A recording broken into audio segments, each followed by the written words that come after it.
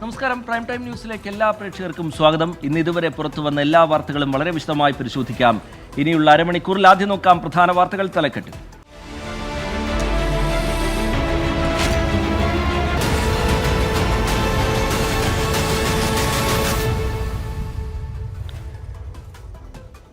Prime time news വിശദമായ റിപ്പോർട്ടുകളിലേക്ക് കടക്കുകയാണ്. സിദ്ധാർത്ഥിന്റെ മരണത്തിൽ SFIക്ക് പിന്നാലെ കോളേജ് അധികൃതരും പ്രതിക്കൂട്ടിൽ.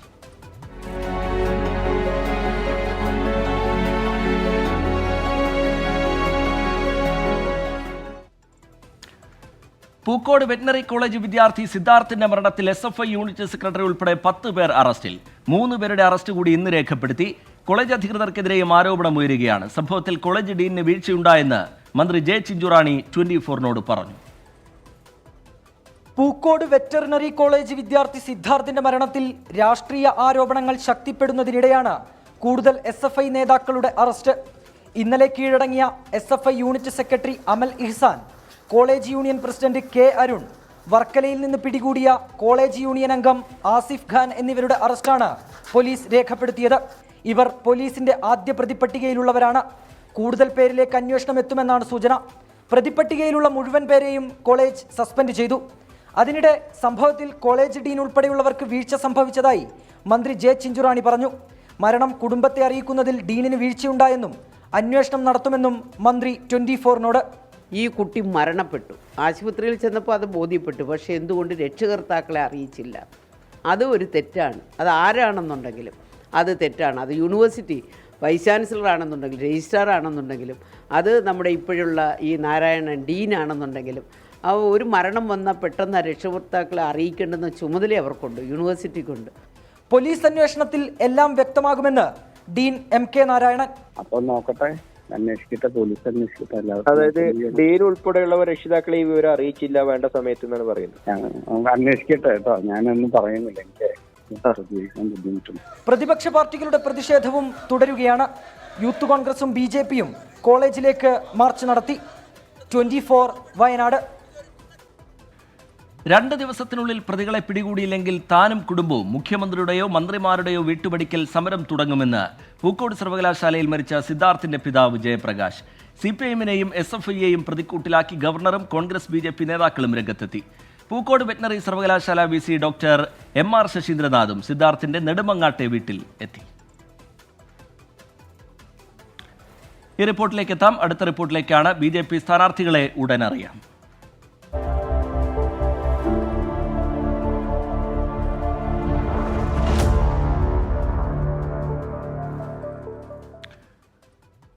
BJPയുടെ ആദ്യഘട്ട സ്ഥാനാർത്ഥി പട്ടിക ഉടൻ. ലിസ്റ്റിൽ 125 പേരെന്ന് സൂചന. പ്രമുഖ നേതാക്കൾ ദക്ഷിണേന്ത്യയിൽ മത്സരിച്ചേക്കും. ഉത്തർപ്രദേശിൽ 74 സീറ്റിൽ BJP മത്സരിക്കും. ഹരിയാനയിൽ ഒറ്റയ്ക്ക് മത്സരിക്കാനാണ് BJPയുടെ തീരുമാനം. മോദിക്കൊപ്പം യോഗി ആദിത്യനാഥിനെയും പ്രചാരണ രംഗത്ത് സജീവമാക്കാൻ RSSന്റെ നിർദ്ദേശം. സ്ഥാനാർത്ഥി പട്ടിക അന്തിമമാക്കാനുള്ള BJPയുടെ പ്രധാനപ്പെട്ട യോഗങ്ങൾ ഇന്ന് പുലർച്ചെ 4 മണി വരെ നീണ്ടിരുന്നു. പ്രധാനമന്ത്രി നരേന്ദ്രമോദി, കേന്ദ്ര ആഭ്യന്തരമന്ത്രി അമിത്ഷാ, പ്രതിരോധ മന്ത്രി രാജ്നാഥ് സിംഗ്, മധ്യപ്രദേശ് മുൻ മുഖ്യമന്ത്രി ശിവരാജ് സിംഗ് ചൗഹാൻ തുടങ്ങിയ മുതിർന്ന നേതാക്കൾ ആദ്യഘട്ട പട്ടികയിൽ ഇടം പിടിക്കും. അക്ഷയ് കുമാർ, കങ്കണ റണൌട്ട്, യുവരാജ് സിംഗ് അടക്കമുള്ള സിനിമാ ക്രിക്കറ്റ് താരങ്ങളും ആദ്യ പട്ടികയിൽ ഇടം പിടിക്കും. കേരളത്തിലെ A+ മണ്ഡലങ്ങളിലെ സ്ഥാനാർത്ഥികളുടെ പേരും പട്ടികയിൽ നിന്ന് പ്രതീക്ഷിക്കുന്നുണ്ട്. സുഷമ സ്വരാജിന്റെ മകൾ ബാൻസുരി സ്വരാജ് അടക്കമുള്ള പുതുമുഖങ്ങൾ ആദ്യ പട്ടികയിൽ ഉണ്ടാകുമെന്നാണ് വിവരം. പ്രധാനമന്ത്രി നരേന്ദ്രമോദിക്കൊപ്പം ലോക്സഭാ തെരഞ്ഞെടുപ്പ് പ്രചാരണങ്ങളിൽ ഉത്തർപ്രദേശ് മുഖ്യമന്ത്രി യോഗി ആദിത്യനാഥും സജീവമാകും. ദേശീയ തലത്തിൽ യോഗി ആദിത്യനാഥിനെ ഉയർത്തിക്കാട്ടണമെന്ന RSS നിർദ്ദേശത്തിന്റെ ഭാഗമായിട്ടാണ് നടപടി. കേരളത്തിലടക്കം യോഗി ആദിത്യനാഥ് പ്രചാരണത്തിനെത്തും. ദക്ഷിണേന്ത്യയിൽ പ്രധാനമന്ത്രി സ്ഥാനാർത്ഥിയാകുമെന്ന അഭ്യൂഹവും സജീവമാണ്. തമിഴ്നാട്ടിലെ രാമനാഥപുരം മണ്ഡലത്തിലാണ് പ്രധാനമന്ത്രിയുടെ പേര് പരിഗണിക്കുന്നത്. ഉത്തർപ്രദേശിൽ 74 സീറ്റിലാണ് BJP മത്സരിക്കുക.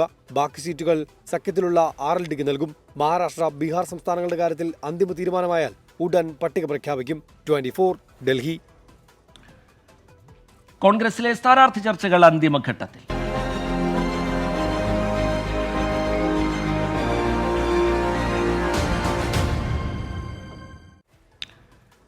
സമരാഗ്നിക്ക് പിന്നാലെ ലോക്സഭാ തെരഞ്ഞെടുപ്പിലെ സ്ഥാനാർത്ഥി ചർച്ചകൾ പൂർത്തിയാക്കാൻ കോൺഗ്രസ്. മാർച്ച് 5-ന് മുമ്പ് സ്ഥാനാർത്ഥികളെ പ്രഖ്യാപിക്കാനാണ് ശ്രമം. വയനാട്, കണ്ണൂർ, ആലപ്പുഴ സീറ്റുകളിൽ സ്ഥാനാർത്ഥികളെ സംബന്ധിച്ച് അന്തിമ ധാരണയാകാത്തതാണ് കോൺഗ്രസിലെ പ്രതിസന്ധിക്ക് കാരണം.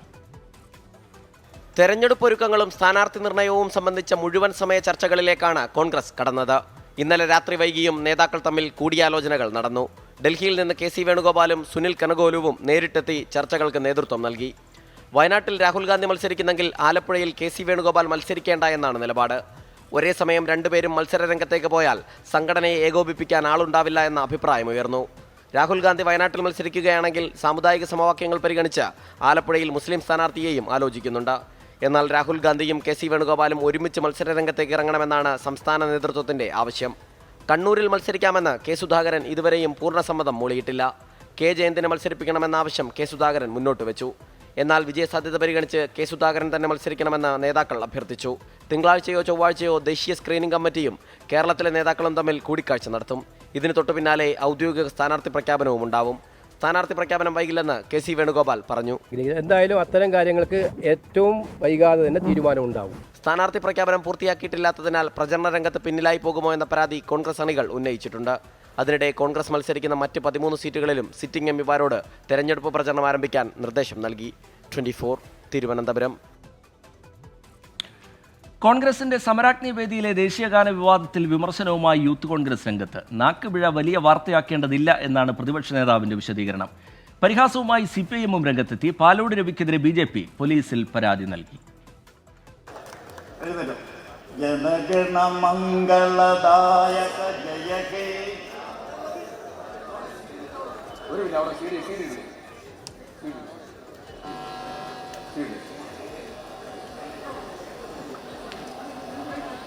ജനഗണ ജയ ഹേ ഭാരത ഭാഗ്യ വിധാത. ഇന്നലെ തിരുവനന്തപുരത്ത് സമരാഗ്നിയുടെ സമാപന വേദിയിലായിരുന്നു DCC അധ്യക്ഷൻ പാലോട് രവിക്ക് അമളി പിണഞ്ഞത്. പിന്നാലെ സമൂഹമാധ്യമങ്ങളിൽ ഉൾപ്പെടെ പരിഹാസ പെരുമഴ. യൂത്ത് കോൺഗ്രസ് മലപ്പുറം ജില്ലാ പ്രസിഡന്റ് ഹാരിസ് മുതൂർ ഫേസ്ബുക്കിലൂടെ രൂക്ഷ വിമർശനവുമായി രംഗത്തെത്തി. സ്റ്റേജും മൈക്കും പൊതുജനം വലിയ സംഭവമാക്കുന്നില്ലെന്ന തിരിച്ചറിവ് നേതാക്കൾക്ക് വേണമെന്നായിരുന്നു വിമർശനം. ജനഗണമന മര്യാദയ്ക്ക് പാടാൻ അറിയാത്തവരായി UDFകാർ മാറിയെന്ന് CPIM നേതാവ് AK ബാലൻ പരിഹസിച്ചു. ജനഗണമന പോലും പാടാൻ അറിയില്ലല്ലോ. അവസാനം സമാപനത്തിന് ജനഗണമംഗളദായക പറഞ്ഞു കേട്ടില്ലേ? പിന്നെ എങ്ങനെയാണ് അഭിസംബോധന ചെയ്യുന്നത്? ഏത് ഭാഷയിലാണ് അഭിസംബോധന ചെയ്യുന്നത്? ഇതുപോലെ മാതൃകാ സഹോദരന്മാരെ നിങ്ങൾ എവിടെയെങ്കിലും കണ്ടിട്ടുണ്ടോ ലോകത്തിൽ? വെച്ചിട്ടല്ലേ അഭിസംബോധന. ബാക്കിയുള്ള കാര്യം ഞാൻ പറയേണ്ടതില്ലല്ലോ. സമരാഗ്നി പത്തനംതിട്ടയിലെത്തിയപ്പോൾ പ്രസിഡന്റിന്റെ പേരും തിരുവനന്തപുരത്തെത്തിയപ്പോൾ ദേശീയഗാനവും മാറിയെന്ന് AM ആരിഫ് MPയുടെ പരിഹാസം. ആലപ്പുഴ എത്തിയപ്പോൾ സമരാഗ്നി ജാഥയുടെ പേര് മാറി. പേര് പറയാൻ കൊള്ളാത്തതുകൊണ്ട് ഞാൻ പറയുന്നില്ല. വേറെ പേരൊക്കെയാണ് ഓരോരുത്തർ പറയുന്നത് ഞാൻ കേട്ടത്. അപ്പോൾ പേര് മാറി. പത്തനംതിട്ടയിലപ്പോൾ പ്രസിഡന്റും മാറി. തിരുവനന്തപുരത്ത് എത്തിയപ്പോൾ ദേശീയഗാനവും പോയി. ഇങ്ങനെ ഒരു ജാഥ നമ്മുടെ ജീവിതത്തിൽ എവിടെയെങ്കിലും നമ്മൾ കണ്ടിട്ടുണ്ട്. എത്രയോ വലിയ വാർത്തകളുള്ളപ്പോൾ നാക്കുപിഴ വലിയ കാര്യമാക്കേണ്ട എന്ന ഒറ്റവരി ന്യായീകരണത്തിൽ പ്രതിപക്ഷ നേതാവ് വിഷയം അവസാനിപ്പിച്ചു. മനഃപൂർവ്വമായ പിഴവല്ലെന്ന് ദേശീയഗാനം തെറ്റിയെന്ന് കണ്ട ഉടൻ പാലോട് രവിയെ പിടിച്ചുമാറ്റിയ T സിദ്ദീഖും ന്യായീകരിച്ചു. അതിനിടെ ദേശീയഗാനത്തെ അപമാനിച്ചുവെന്ന് കാണിച്ച് BJP പാലോട് രവിക്കെതിരെ പോലീസിൽ പരാതി നൽകി. 24 തിരുവനന്തപുരം. ലോക്സഭാ തെരഞ്ഞെടുപ്പ് പ്രഖ്യാപനമായില്ലെങ്കിലും സ്ഥാനാർത്ഥികളും പാർട്ടികളും സംസ്ഥാനത്ത് സജീവമാണ്. കോൺഗ്രസിന്റെ സ്ഥാനാർത്ഥി പ്രഖ്യാപനത്തിന് മുമ്പ് കോഴിക്കോട് ലോക്സഭാ മണ്ഡലത്തിലേക്ക് MK രാഘവന് വോട്ട് ചോദിച്ച് രമേശ് ചെന്നിത്തല. പാലക്കാട് ബിഷപ്പിനെ നേരിൽ കണ്ട് LDF സ്ഥാനാർത്ഥി A വിജയരാഘവൻ വോട്ട് അഭ്യർത്ഥിച്ചു. ആറ്റിങ്ങലിലെ വോട്ടർ പട്ടികയിൽ ക്രമക്കേട് ആരോപണവുമായി അടൂർ പ്രകാശ് MPയും രംഗത്തെത്തി. ആറ്റിങ്ങൽ ലോക്സഭാ മണ്ഡലത്തിലുടനീളം കള്ളവോട്ടിനുള്ള ശൃംഖല ഉണ്ടാക്കിയിട്ടുണ്ടെന്നാണ് അടൂർ പ്രകാശിന്റെ ആരോപണം. തെരഞ്ഞെടുപ്പ് അട്ടിമറിക്കാനുള്ള കമ്മ്യൂണിസ്റ്റ് പാർട്ടിയുടെ നീക്കത്തിനെ പാർട്ടി പ്രവർത്തകർ ഒറ്റക്കെട്ടായി ചേർക്കുമെന്നും അടൂർ പ്രകാശ്. ആ കള്ളവോട്ടുകൾ കൊണ്ടുവന്ന് മാർക്സിസ്റ്റ് പാർട്ടി തന്ത്രപരമായി ഒരു അഭ്യാസം നടത്തുക എന്നുള്ളതാണ് അവർ നോക്കുന്നത്. എന്തായാലും ഇതിനെ ശക്തമായി നേരിടും. സ്ഥാനാർത്ഥി പ്രഖ്യാപനത്തിന് മുൻപ് കോഴിക്കോട് മണ്ഡലത്തിൽ MK രാഘവന് വേണ്ടി രമേശ് ചെന്നിത്തല വോട്ട് അഭ്യർത്ഥിച്ചു. ഇന്ത്യൻ പാർലമെന്റിൽ മുഴങ്ങുന്നതും അതിനുവേണ്ടിയുള്ള പോരാട്ടങ്ങൾക്ക് നേതൃത്വം കൊടുത്തതുമായ രാഘവനെ കഴിഞ്ഞ തവണത്തെക്കാൾ ഭൂരിപക്ഷത്തോടെ വിജയിപ്പിക്കാൻ ഇവിടുത്തെ ജനങ്ങൾ മുന്നോട്ട് വരണമെന്ന് ഞാൻ അഭ്യർത്ഥിക്കുകയാണ്. തനിക്ക് വേണ്ടി വോട്ട് ചോദിച്ചത് ജില്ലയിൽ നിന്ന് തന്റെ പേര് മാത്രമുള്ളതുകൊണ്ടെന്ന് MK രാഘവൻ MPയുടെ വിശദീകരണം. തെരഞ്ഞെടുപ്പിന് മുന്നോടിയായി പാലക്കാട് ബിഷപ്പിനെ നേരിൽ കണ്ട A വിജയരാഘവൻ സൗഹാർദ്ദപരമായ കൂടിക്കാഴ്ചയാണെന്ന് 24നോട് പറഞ്ഞു. നമ്മൾ സ്ഥാനാർത്ഥിയായിട്ട് മത്സരിക്കുമ്പോൾ ഒരു സൗഹൃദ സന്ദർശനങ്ങൾ എല്ലാ ആളുകളുമായിട്ടും നമ്മുടെ സമൂഹത്തിലെ ആദരണീയ വ്യക്തിത്വങ്ങളുമായിട്ടും നമ്മൾ നടത്തേണ്ടതുണ്ട്. ജനാധിപത്യത്തിലെ ഏറ്റവും മൗലികമായ കാര്യമാണത്. KC വേണുഗോപാൽ ആലപ്പുഴയിൽ മത്സരിക്കാനെത്തിയാൽ അത് BJPയെ സഹായിക്കാനാണെന്ന് പറയേണ്ടി വരുമെന്ന് സിറ്റിംഗ് MPയും LDF സ്ഥാനാർത്ഥിയുമായ AM ആരിഫ് ആരോപിച്ചു. ഇടതു സ്ഥാനാർത്ഥികളെല്ലാം റോഡ് ഷോ ഉൾപ്പെടെയുള്ള പ്രചാരണ പരിപാടികളുമായി സജീവമാണ്. ഔദ്യോഗിക സ്ഥാനാർത്ഥി പ്രഖ്യാപനം വന്നിട്ടില്ലാത്തതിനാൽ കോൺഗ്രസ് പ്രചാരണം ആരംഭിച്ചിട്ടില്ല. 24 തിരുവനന്തപുരം. മലപ്പുറം തിരൂരിൽ 11 മാസം പ്രായമായ കുഞ്ഞിനെ കൊലപ്പെടുത്തിയ ശേഷം ഉപേക്ഷിച്ച കേസിൽ മാസങ്ങൾക്ക് ശേഷം യുവതിയും സുഹൃത്തും പിടിയിൽ. തമിഴ്നാട് സ്വദേശികളെയാണ് തിരൂർ പോലീസ് പിടികൂടിയത്. 3 മാസം മുമ്പാണ് ഇരുവരും ചേർന്ന് കുട്ടിയെ കൊലപ്പെടുത്തിയത്. തമിഴ്നാട് പോണ്ടിച്ചേരി കുടല്ലൂർ സ്വദേശിനി ശ്രീപ്രിയ 3 മാസം മുൻപാണ് ഭർത്താവിനെ ഉപേക്ഷിച്ച് കാമുകനൊപ്പം പോയത്. ശ്രീപ്രിയക്ക് 11 മാസം പ്രായമായ കുട്ടിയുണ്ടായിരുന്നു. കുഞ്ഞിനെ അന്വേഷിച്ച് ഇന്ന് ഭർത്താവ് തിരൂരെത്തിയപ്പോഴാണ് വിവരം പുറത്തറിയുന്നത്. കുട്ടിയെക്കുറിച്ച് ചോദിച്ചപ്പോൾ പരസ്പര വിരുദ്ധമായ കാര്യങ്ങളാണ് ശ്രീപ്രിയ പറഞ്ഞത്. സംശയം തോന്നിയതോടെ പോലീസിനെ വിവരം അറിയിച്ചു. കുട്ടിയെ കാമുകനും പിതാവും ചേർന്ന് കൊലപ്പെടുത്തിയെന്നാണ് യുവതിയുടെ മൊഴി. 2 മാസം മുൻപാണ് ഇവർ തിരൂർ പുല്ലൂരിൽ താമസം തുടങ്ങിയത്. പ്രതികളെ ചോദ്യം ചെയ്തു വരികയാണെന്ന് പോലീസ് പറഞ്ഞു. 24 തിരൂർ.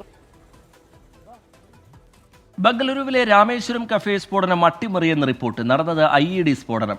9 പേർക്ക് പരിക്കേറ്റു. സംഭവത്തിൽ സമഗ്ര അന്വേഷണത്തിന് മുഖ്യമന്ത്രി സിദ്ധരാമയ്യ ഉത്തരവിട്ടിട്ടുണ്ട്. മനീഷ് മൂർത്തി വിവരങ്ങളുമായി ചേരുന്നുണ്ട്. മനീഷ്, ഉന്നത പോലീസ് ഉദ്യോഗസ്ഥർ സംഭവസ്ഥലത്ത് പരിശോധന നടത്തുന്നു. അട്ടിമറി എന്ന വിലയിരുത്തലിലേക്ക് ഇപ്പോൾ അന്വേഷണ സംഘം എത്തുന്നുണ്ട്. ഏറ്റവും ഒടുവിലായി അന്വേഷണ സംഘം പങ്കുവയ്ക്കുന്ന വിവരങ്ങൾ, എത്തി നിൽക്കുന്ന നിഗമനങ്ങൾ എങ്ങനെയാണ് മനീഷ് മൂർത്തി?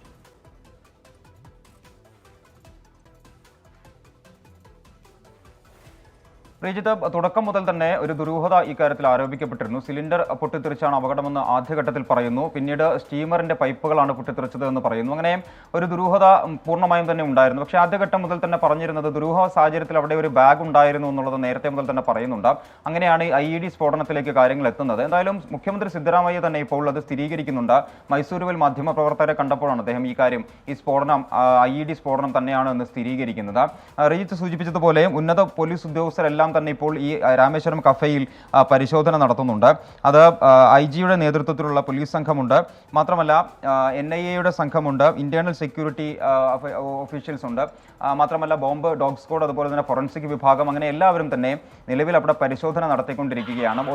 ഓരോ കാര്യങ്ങളും, അതായത് നമ്മൾ നേരത്തെ സൂചിപ്പിച്ചിരുന്ന പോലെ തന്നെ അതിനകത്ത് നിന്നും ബാറ്ററി കിട്ടിയിട്ടുണ്ട് എന്നുള്ളൊരു കാര്യമുണ്ട്. അതായത് ഈ സ്ഫോടനം നടന്ന സ്ഥലത്ത് നിന്ന് ബാറ്ററി കിട്ടിയിട്ടുണ്ട്. മാത്രമല്ല ആ സമയത്ത്, അതായത് ഈ സ്ഫോടനം നടക്കുമ്പോൾ അവിടെ ഉണ്ടായിരുന്ന ആളുകളുടെ പ്രതികരണത്തിൽ നിന്ന് നമുക്ക് മനസ്സിലാക്കാൻ സാധിക്കുന്നത് ഈ സ്ഫോടനം നടന്ന സ്ഥലത്ത് ഗ്യാസ് സിലിണ്ടറോ അല്ലെങ്കിൽ അത്തരത്തിലുള്ള കാര്യങ്ങളൊന്നും തന്നെ ഉണ്ടായിരുന്നില്ല എന്നും ആ സ്ഫോടനം നടന്ന സമയത്ത് അവിടെ ഉണ്ടായിരുന്ന, ആ കഫേയിൽ ഉണ്ടായിരുന്ന ആളുകളെല്ലാം തന്നെ പറയുന്നുണ്ട്. എന്തായാലും ദുരൂഹത നേരത്തെ തന്നെ ആരോപിച്ചിരുന്നത് ഇപ്പോൾ IED സ്ഫോടനം തന്നെയാണ് എന്ന് സ്ഥിരീകരിക്കുന്നു. ആ രീതിയിൽ തന്നെയാണ് ഇനിയിപ്പോൾ അന്വേഷണം മുൻപോട്ട് പോവുക. എന്താണ് ഇതിന്റെ ഒരു കാരണം തുടങ്ങിയ സ്ഫോടനത്തെക്കുറിച്ചുള്ള ഒരു കാരണമാണ് ഇതുവരെ ലഭ്യമാവാതിരുന്നത്, അല്ലെങ്കിൽ ആ ഒരു കാര്യത്തിലായിരുന്നു ഒരു പ്രശ്നമുണ്ടായിരുന്നത്. എന്തായാലും ഇപ്പോൾ മുഖ്യമന്ത്രി തന്നെ സ്ഥിരീകരിച്ചിരിക്കുന്നു. ഉന്നത പോലീസ് ഉദ്യോഗസ്ഥരുടെ നേതൃത്വത്തിൽ തന്നെയാണ് അന്വേഷണം പുരോഗമിക്കുന്നത്. റീജിത്ത്. ശരി, മനീഷ് മൂർത്തി വിവരങ്ങൾ നൽകുകയായിരുന്നു. ബംഗളൂരുവിലെ രാമേശ്വരം കഫേ സ്ഫോടനം അട്ടിമറി എന്ന നിഗമനത്തിലേക്കാണ് അന്വേഷണ സംഘം ഇപ്പോൾ എത്തുന്നത്. ഇടവേളയ്ക്ക് ശേഷം തിരികെ എത്താം. പ്രൈം ടൈം ന്യൂസിലേക്ക് വീണ്ടും. വധശ്രമക്കേസിലെ പ്രതികളെ വെറുതെ വിട്ട ഹൈക്കോടതി വിധിയിൽ ഹൈക്കോടതിക്കെതിരെ വിമർശനവുമായി P. ജയരാജൻ. കോടതി കാണിച്ചത് നീതീകരിക്കാനാവാത്ത ധൃതി എന്നാണ് ഫേസ്ബുക്ക് കുറിപ്പിലെ വിമർശനം. ഇരയായ തനിക്ക് നീതി ലഭിച്ചില്ലെന്നും P. ജയരാജൻ കുറ്റപ്പെടുത്തി.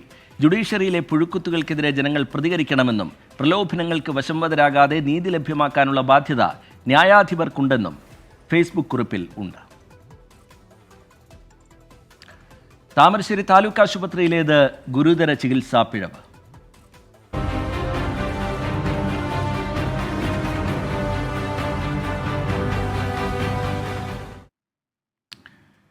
കോഴിക്കോട് താമരശ്ശേരി താലൂക്ക് ആശുപത്രിയിൽ ഗുരുതര ചികിത്സാ പിഴവെന്ന് പരാതി. പ്രസവ വേദനയുമായി എത്തിയ താമരശ്ശേരി സ്വദേശിനിയെ ഡോക്ടർ ഇല്ലെന്ന് പറഞ്ഞ് അടിവസ്ത്രം വലിച്ചുകെട്ടി മെഡിക്കൽ കോളേജിലേക്ക് അയച്ചു എന്നാണ് ആരോപണം.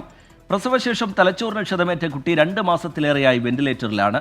സംഭവത്തിൽ DMO പ്രാഥമിക അന്വേഷണം തുടങ്ങി.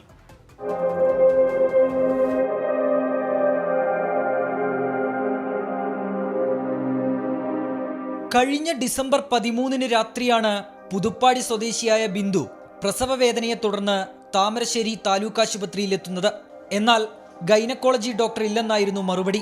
ഇതിനിടെ കുഞ്ഞ് പുറത്തേക്ക് വരാൻ തുടങ്ങി. അപ്പോൾ അവിടെ ചെന്നപ്പോൾ കാഷ്വാലിറ്റിയിൽ ഡോക്ടർ ഇല്ലായിരുന്നു. അപ്പോൾ അവർ സിസ്റ്റർമാരെ ഡോക്ടറെ വിളിച്ചപ്പോൾ ഡോക്ടർ മെഡിക്കൽ കോളേജിലേക്ക് റെഫർ ചെയ്തോളാൻ പറഞ്ഞു. കുഞ്ഞിൻ്റെ പൊസിഷൻ ശരിയല്ലാത്തതുകൊണ്ട് അവിടുന്ന് പ്രസവം എടുക്കാൻ പറ്റില്ല എന്ന് അവർ പറഞ്ഞു.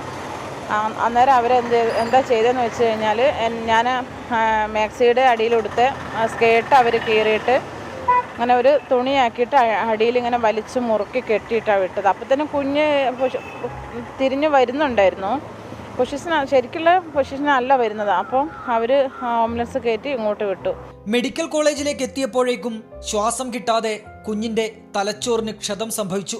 പിന്നീട് ഇങ്ങോട്ട് 2 മാസത്തിലേറെയായി കുഞ്ഞ് വെന്റിലേറ്ററിലാണ്. കുഞ്ഞ് പ്രസവിച്ച പാടെ കുഞ്ഞ് കരഞ്ഞിട്ടില്ല. അപ്പോൾ കരയാത്തത് കാരണം അവർ ഐസിയുലേക്ക് കൊണ്ടുപോയി. ഐസിയുലേക്ക് കൊണ്ടുപോയപ്പോൾ അവർ വെന്റിലേറ്ററിൽ കയറ്റി. അപ്പോൾ ഇത് ഹസ്ബൻഡിനോട് ഇവിടുത്തെ ഡോക്ടർമാർ പറഞ്ഞു, പിന്നെ ഇങ്ങനെ 3/4 മണിക്കൂർ നേരം ഉള്ളിൽ ഇങ്ങനെ സ്റ്റക്കായി കിടന്നത് കാരണമാണ് തലയിലോട്ടുള്ള ബ്രെയിനിലേക്കുള്ള ബ്ലഡ് ഓട്ടം നിന്ന് പോയതും, അതുകൊണ്ടാണ് കുഞ്ഞ് കരയാതിരുന്നതും കുഞ്ഞിന് അപസ്മാരം വരാൻ കാരണമെന്നൊക്കെ ഡോക്ടർ ഇവിടെ നിന്ന് പറഞ്ഞായിരുന്നു. വാടക വീട്ടിലാണ് ഭർത്താവ് ഗിരീഷുമൊത്ത് ബിന്ദുവിന്റെ താമസം. നല്ലൊരു തുക ഇപ്പോൾ തന്നെ വാടക ഇനത്തിൽ കൊടുത്തു തീർക്കാനുണ്ട്. കുഞ്ഞിന്റെ ചികിത്സാ ചിലവ് കൂടിയാകുമ്പോൾ ഇനി എങ്ങനെ മുന്നോട്ടു പോകുമെന്ന് ഇവർക്കറിയില്ല. കുഞ്ഞിന്റെ ഇപ്പോഴത്തെ അവസ്ഥയ്ക്ക് കാരണമായവർക്കെതിരെ നടപടി ആവശ്യപ്പെട്ട് ആരോഗ്യമന്ത്രിക്കുൾപ്പെടെ പരാതി നൽകി കാത്തിരിക്കുകയാണ് ഈ കുടുംബം. ക്യാമറാമാൻ രാജേഷ് വെള്ളരിക്കുണ്ടിനൊപ്പം അഭിജിത്ത് മുഴക്കുന്ന്, 24 കോഴിക്കോട്. പടയപ്പ എന്ന ഭയം.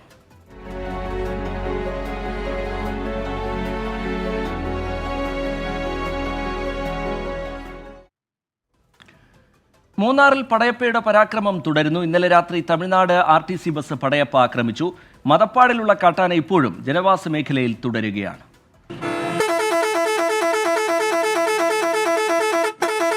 മൂന്നാറിൽ നിന്ന് ഉദുമൽപേട്ടയ്ക്കുള്ള TNRTC ബസിന് നേരെയാണ് പടയപ്പയുടെ ആക്രമണമുണ്ടായത്. മൂന്നാർ മറയൂർ സംസ്ഥാന പാതയിൽ 8ാം മൈലിൽ വെച്ചാണ് സംഭവം. 1 മണിക്കൂർ ഗതാഗതം തടസ്സപ്പെടുത്തിയ പടയപ്പ ബസിന്റെ ചില്ല് കുത്തിപ്പൊട്ടിച്ചു. ബസ് തള്ളി പിന്നിലേക്ക് നീക്കിയെങ്കിലും കലുങ്കിലിടിച്ചു നിന്നതിനാൽ വൻ അപകടം ഒഴിവായി.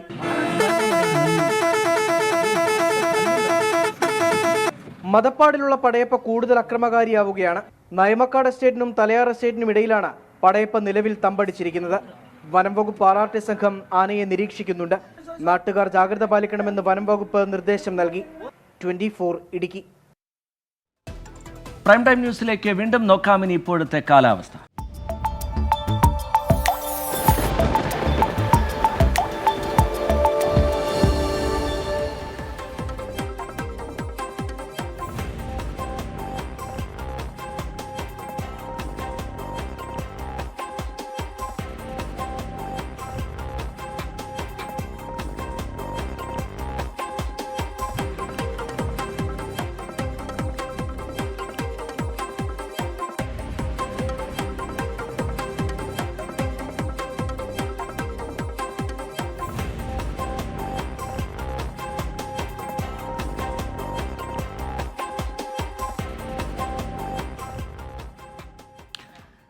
ആലത്തൂർ മണ്ഡലത്തിൽ LDF സ്ഥാനാർത്ഥി K രാധാകൃഷ്ണന്റെ റോഡ് ഷോ പുരോഗമിക്കുകയാണ്. വയനാട് മണ്ഡലത്തിൽ ആനി രാജയുടെ റോഡ് ഷോയ്ക്കും തുടക്കമായിട്ടുണ്ട്. വിവരങ്ങളുമായി S ശ്യാംകുമാർ ആലത്തൂരിൽ നിന്നൊപ്പം തന്നെ അഭിജിത്ത് മുഴക്കുന്നും വയനാട്ടിൽ നിന്നുള്ള വിവരങ്ങളുമായി ചേരുന്നുണ്ട്. ആദ്യം S ശ്യാംകുമാറിലേക്കാണ്. ശ്യാംകുമാർ, ആലത്തൂരിലെ പരിപാടി എങ്ങനെ, പ്രവർത്തകരുടെ പങ്കാളിത്തം എങ്ങനെ? ശ്യാംകുമാർ. വലിയ ആവേശത്തോടുകൂടിയിട്ടാണ് LDF സ്ഥാനാർത്ഥി ആലത്തൂർ മണ്ഡലത്തിലേക്ക് ഇപ്പോൾ വരവേറ്റിരിക്കുന്നത്. മന്ത്രി കൂടിയായ സ്ഥാനാർത്ഥി K രാധാകൃഷ്ണന്റെ റോഡ് ഷോയാണ് ഇപ്പോൾ ആലത്തൂരിലൂടെ കടന്നു പോകുന്നത്. 3 ജില്ലകളിലായുള്ള ഈ മണ്ഡലത്തിൽ സ്ഥാനാർത്ഥി പര്യടനം വളരെ വലിയ രീതിയിലാണ് ആസൂത്രണം ചെയ്തിരിക്കുന്നത്. അതിന്റെ ഭാഗമായി ആലത്തൂർ നഗരത്തിലൂടെയുള്ള റോഡ് ഷോയാണ് ഇപ്പോൾ നടന്നുകൊണ്ടിരിക്കുന്നത്. അല്പസമയത്തിനകം വടക്കംചേരിയിലും അദ്ദേഹത്തിന്റെ റോഡ് ഷോ ഉണ്ടാവും. വരും ദിവസങ്ങളിൽ ഓരോ മണ്ഡലത്തിലും സ്ഥാനാർത്ഥിയുടെ വലിയ പ്രചരണ പരിപാടികളും പര്യടനങ്ങളും ഒക്കെ LDF ആസൂത്രണം ചെയ്തിട്ടുണ്ട്. അതിന്റെ ഭാഗമായിട്ടുള്ള റോഡ് ഷോയാണ് ഇപ്പോൾ ആലത്തൂരിലൂടെ കടന്നു പോകുന്നത്. നിലവിലെ MP കൂടിയായ രമ്യ ഹരിദാസ് ആണ് UDFന്റെ സ്ഥാനാർത്ഥി എന്ന് ഉറപ്പായി കഴിഞ്ഞു. അതോടുകൂടി ഒരു മന്ത്രി MP പോരാട്ടത്തിന് കൂടി വേദിയാകുന്ന ഒരു സ്റ്റാർ മണ്ഡലമായി മാറുകയാണ് ആലത്തൂർ. അതുകൊണ്ട് തന്നെ വലിയ പ്രതീക്ഷയോടെയാണ് LDF സ്ഥാനാർത്ഥി അവതരിപ്പിച്ചിരിക്കുന്നത്. പരിചയപ്പെടുത്തലുകൾ ആവശ്യമില്ലാത്ത സ്ഥാനാർത്ഥി എന്ന ഒരു ആമുഖത്തോടെ കൊണ്ടുവന്ന മന്ത്രി രാധാകൃഷ്ണൻ അദ്ദേഹത്തിന്റെ പ്രചരണ പരിപാടികൾ നടക്കുകയാണ്. വലിയ ആവേശത്തോടെയുള്ള പ്രചരണമാണ് ഇപ്പോൾ LDFന്റെ റോഡ് ഷോയായി ഇപ്പോൾ നടന്നുകൊണ്ടിരിക്കുന്നത് ആലത്തൂരിലൂടെ.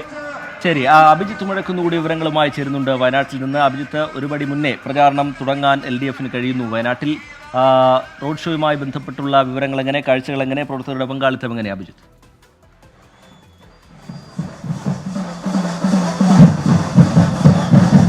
വലിയ രീതിയിലുള്ള ഒരു ആവേശം വയനാട് മണ്ഡലത്തിലുണ്ട്. LDFന്റെ സ്ഥാനാർത്ഥി CPIയുടെ സ്ഥാനാർത്ഥി ആനി രാജയുടെ റോഡ് ഷോയാണ് നിലവിൽ പുരോഗമിച്ചുകൊണ്ടിരിക്കുന്നത്. രാഹുൽ ഗാന്ധി കഴിഞ്ഞ തവണ മത്സരിച്ച് വിജയിച്ച മണ്ഡലത്തിൽ, റെക്കോർഡ് ഭൂരിപക്ഷം നേടിയ മണ്ഡലത്തിൽ തുടക്കത്തിൽ തന്നെ സ്ഥാനാർത്ഥിയെ പ്രഖ്യാപിച്ചുകൊണ്ട് വലിയ രീതിയിലുള്ള ഒരു ഒരുക്കത്തിലേക്കാണ്, വലിയ രീതിയിലുള്ള ഒരു ആവേശത്തിലേക്കാണ് LDF സ്ഥാനാർത്ഥി നിലവിൽ കടക്കുന്നത്. എങ്ങനെയാണ്, നമുക്ക് ആനി രാജയോട് കൂടി തന്നെ ചോദിക്കാം, എങ്ങനെയാണ് ഈ ഒരു മണ്ഡലത്തിൽ എങ്ങനെയാണ് പ്രതീക്ഷ?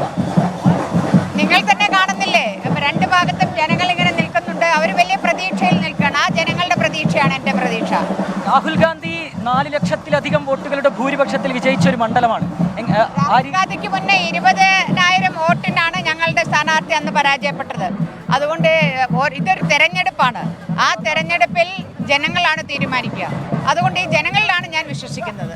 ഏതായാലും വലിയ രീതിയിലുള്ള ഒരു ആവേശത്തിലാണ്. ജനങ്ങളാണ് തിരഞ്ഞെടുക്കുന്നത് എന്ന മറുപടിയാണ്. ജനങ്ങളാണ് വോട്ട് ചെയ്യുക, ജനങ്ങളാണ് തന്നെ തിരഞ്ഞെടുക്കുക. ലോക്സഭാ തെരഞ്ഞെടുപ്പിന്റെ പ്രചാരണ ചൂടിലേക്ക് കടക്കുകയാണ് കേരളം. ആലത്തൂർ മണ്ഡലത്തിൽ LDF സ്ഥാനാർത്ഥി കെ രാധാകൃഷ്ണന്റെ റോഡ് ഷോ പുരോഗമിക്കുകയാണ്. വയനാട്ടിൽ ആനി രാജയുടെ റോഡ് ഷോയും പുരോഗമിക്കുകയാണ്. അതിന്റെ വിവരങ്ങൾ പങ്കുവയ്ക്കുകയായിരുന്നു അഭിജിത്ത് മുഴക്കുന്നും S. ശ്യാംകുമാർ. നോക്കാം ചില വാർത്തകൾ ചുരുക്കത്തിൽ. ഹിമാചൽ പ്രദേശ് കോൺഗ്രസിലെ പ്രശ്നങ്ങൾ അവസാനിച്ചിട്ടില്ലെന്ന് പ്രതിഭ സിംഗ് 24-നോട്. MLA-മാരെ അയോഗ്യരാക്കിയ നടപടി പാർട്ടിക്ക് തിരിച്ചടിയാകുമെന്ന് PCC അധ്യക്ഷ. സംസ്ഥാനത്തെ സാമ്പത്തിക പ്രതിസന്ധിക്ക് താൽക്കാലിക ആശ്വാസം. കേന്ദ്രത്തിൽ നിന്ന് 4000 കോടി എത്തിയതോടെ ഓവർ ഡ്രാഫ്റ്റിൽ നിന്ന് ട്രഷറി കരകയറി. വാണിജ്യ ആവശ്യങ്ങൾക്കുള്ള സിലിണ്ടറിന്റെ വില വീണ്ടും കൂട്ടി. കേരളത്തിൽ 26 രൂപയാണ് കൂട്ടിയത്. ദേവസ്വം ബോർഡിന് കീഴിലുള്ള വിദ്യാഭ്യാസ സ്ഥാപനങ്ങളിൽ PSC മാതൃകയിൽ സംവരണം നടപ്പാക്കാൻ സർക്കാർ ഉത്തരവ്. അധ്യാപക അനധ്യാപക നിയമനങ്ങളിൽ സംവരണം നടപ്പാക്കാനാണ് തീരുമാനം. സർവകലാശാല ബില്ലുകൾ രാഷ്ട്രപതി തടഞ്ഞതോടെ VC നിർണയ നടപടികളുമായി രാജ്ഭവൻ മുന്നോട്ട്. സെർച്ച് കമ്മിറ്റിയിലേക്ക് നോമിനികളെ നൽകാൻ മുഴുവൻ VC-മാരോടും വീണ്ടും ആവശ്യപ്പെടും. കോഴിക്കോട് NIT-യിൽ അധ്യാപകന് കുത്തേറ്റു. സിവിൽ എഞ്ചിനീയറിംഗ് വിഭാഗം അധ്യാപകനായ ജയചന്ദ്രനാണ് കുത്തേറ്റത്. പ്രൈം ടൈം ന്യൂസിന്റെ സമയം പൂർത്തിയാവുകയാണ്. ഇന്ന് സംഭവിച്ചത് കാണാം. പ്രേക്ഷകർക്കൊപ്പം സ്മിത ഹരിദാസത്തും നമസ്കാരം.